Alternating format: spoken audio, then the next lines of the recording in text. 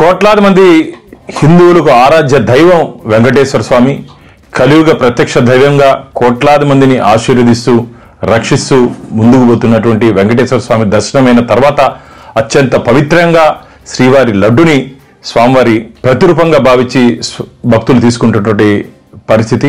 అలాంటి శ్రీవారి లడ్డు గత ప్రభుత్వం జగన్మోహన్ రెడ్డి ప్రభుత్వ హయాంలో అప్పుడున్నటువంటి ధర్మకర్తల మండలి, అప్పుడున్నటువంటి ఆఫీసర్లు దాంట్లో కల్తీ నెయ్యి సరఫరా అయినప్పటికీ ఎందుకు గుర్తించకుండా గమ్మునున్నారు, ఎందుకు మౌనంగా ఉన్నారు, దీని వెనకాల ఎవరున్నారు, పూర్తి స్థాయిలో దీని మీద విచారణ జరపాల్సిన అవసరం ఉందని చెప్పి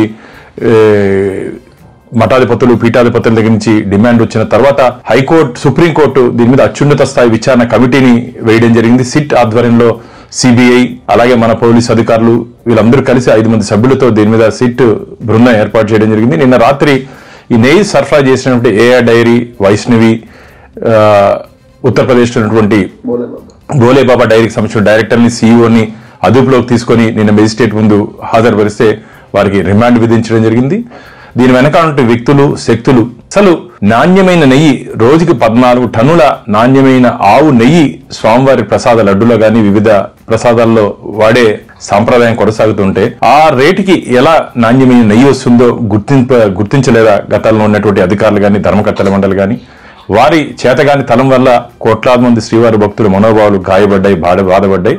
దీని వెనకాల కమిషన్ల కోసం కకృతిపడి అసలు ఆ సామర్థ్యం లేనటువంటి 14 టన్నులు ఆవు నెయ్యి సరఫరా చేసి తయారు చేసే సామర్థ్యం లేనటువంటి కంపెనీలకు కూడా వీళ్ళు దొడ్డిదారులో టెండర్ ఇచ్చారంటే దీని వెనకాల ఏం జరిగింది? ఉద్దేశపూర్వకంగా దీంట్లో అప్పుడు జరిగినటువంటి ఎన్డీడీబీ రిపోర్ట్లో కల్తీ చేస్తే తప్ప ఈ రేటుకి, కల్తీ జరిగితే తప్ప ఈ రేటుకి నెయ్యి సరఫరా చేయలేరు, స్వచ్ఛమైన ఆవు నెయ్యి ఆ రేట్లో రాదని చెప్పి ఎన్డీడీబీ రిపోర్ట్లో దాని కంటెంట్ మీరు కానీ గమనించినట్టయితే 19.7% ఎన్డీడీబీ రిపోర్ట్లో ఆవు నెయ్యిలో ఎస్ వాల్యూ అనేది కంటెంట్ ఉండడం జరిగింది. ఇప్పుడు మేము సరఫరా తీసుకున్నటువంటి నందిని గీలో 97.4% ఎస్ వాల్యూ కంటెంట్ ఉంది. ఎస్ వాల్యూ అంటే నెయ్యి నాణ్యతని గుర్తించే దాంట్లో అది చాలా భూమిక పోషిస్తుంది, ముఖ్య భూమిక పోషిస్తుంది.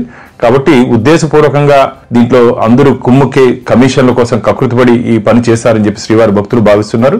దీని వెనకుంటే వ్యక్తులు, శక్తులు, ఆర్థికంగా లాభపడిన వ్యక్తులు అందరినీ తొందరలోనే శ్రీవారి భక్తుల ముందు, చట్టం ముందు ఖచ్చితంగా నిలబడతారు. ఇది శ్రీవారి భక్తుల జయం. ధర్మం ఎప్పటికీ ఇది గెలుస్తుంది. కాబట్టి స్వామి దగ్గర గత ప్రభుత్వం ధార్మిక క్షేత్రాన్ని ధనార్జన క్షేత్రంగా చేసుకునింది. స్వామివారికి సరఫరా చేస్తున్న నెయ్యిలో కూడా కమిషన్ తీసుకున్నట్టు ఇది చాలా దారుణమైన విషయం. రాబో రోజుల్లో వీళ్ళందరినీ ఖచ్చితంగా జైలుకి పంపించే రోజులు దగ్గరలో ఉన్నాయి.